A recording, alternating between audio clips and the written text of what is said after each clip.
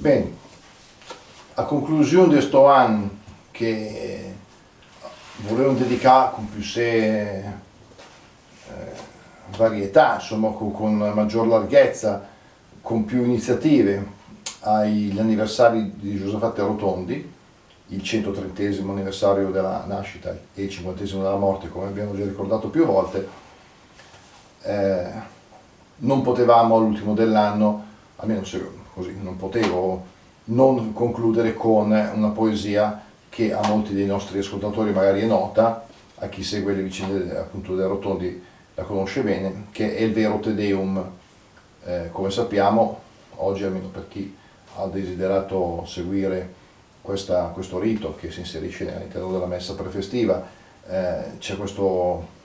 Te Deum, cioè il ringraziamento a Dio per tutto quello che ha dato,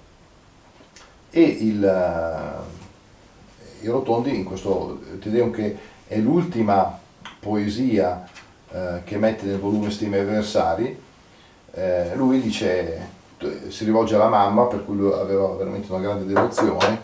e dice sostanzialmente: tu mi hai insegnato a recitare il Te Deum a ogni fine anno, ma io lo voglio recitare in un altro momento, il giorno del tuo compleanno, perché voglio ringraziare il Signore di avermi dato appunto te, mamma. Non ci sono parole molto difficili, secondo me, almeno per chi ha in mente un po' di milanese, e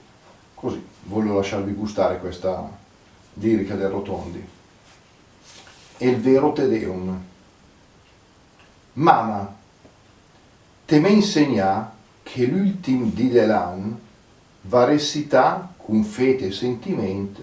un bel Te Deum de ringraziamento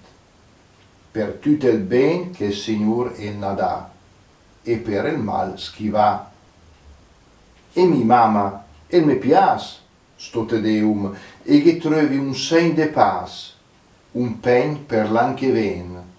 una caparra per dell'alter ben. E reciti de fat, perché sarò malnat, ma il Signore alla fin che credi a mo. Però, mamma, però, per recitare con vera devozione, mi c'ha più l'occasione minga del di precis della fin d'anno, ma del tuo compleanno. E pieno il cœur di amor, mi disi al Signore: grazie per il gran don che te me fa, per la benedizione che te me dà, per stu re di regai che il fa desmentegà ogni sorte de guai, per stu favore infin de avem conservà il mem amin. E con questo brano di Rotondi salutiamo questo anno rotondiano, portandolo avanti, anche perché l'anno prossimo, con questo impegno, diciamo, di proseguire con lui, incroceremo un altro anniversario importante, che è il 200° anniversario della morte di Carlo Porta, grandissimo scrittore milanese ovviamente, e quindi è un'altra occasione. L'anno passato l'era ricordavamo il Tessa, quest'anno è Rotund, la che venne il Porta,